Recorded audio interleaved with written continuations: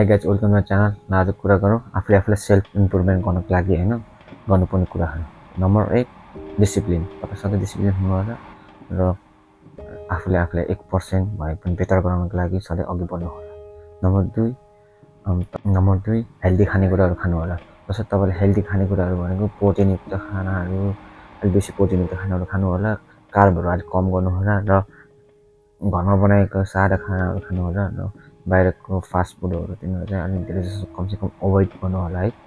र नम्बर 3 भनेको केही न केही स्किल्सहरू सिक्नु होला। तपाईँले स्किल भनेको आजकलको जमाना 21st सेन्चुरी भनेको अब केही न केही स्किल्सको जमाना छ नि त होइन। एआई एरा छ, च्याट जिपिटीहरू, अरू फ्रिलान्सिङ, डिजिटल मार्केटिङ के भनिरहेको छ नि होइन।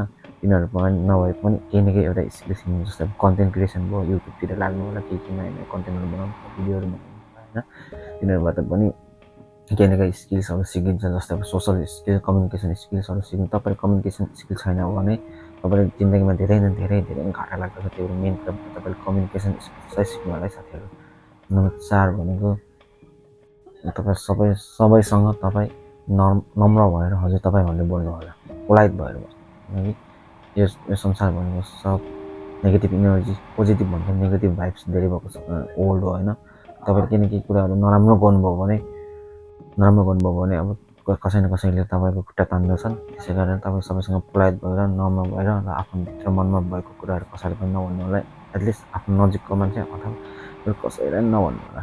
र तपाईँलाई विश्वास छ भने अब तपाईँको श्रीमती, बुढीहरू होइन, मम्मी बाबाहरूलाई भन्नु होला होइन। किनकि मनको बोझ हल्का हुन्छ नि त, मनमा भएको कुराहरू भन्यो भने अरू महाबाहेक अरू कसैलाई पनि नभन्नु होला। नम्बर 5 डेली एक्सर्साइज गर्नु होला। जस्तै अब तपाईँले दिनमा धेरै भने 20 मिनट भए पनि एक्सर्साइज गर्नु होला। आफ्नो एक्सर्साइज भए पनि ह्याप्पी हर्मोन निस्किन्छ बडीमा, जुन ह्याप्पी हर्मोनले गर्दा तपाईँको दिनचर्या राम्रो बित्दछ। त्यस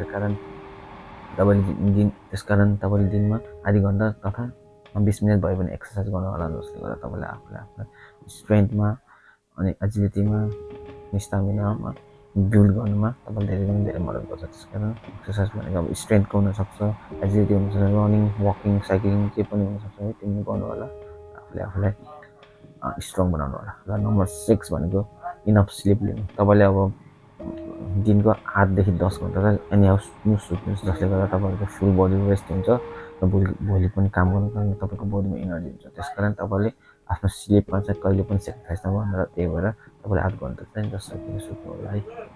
okay, that's it for today. See you in the next video guys.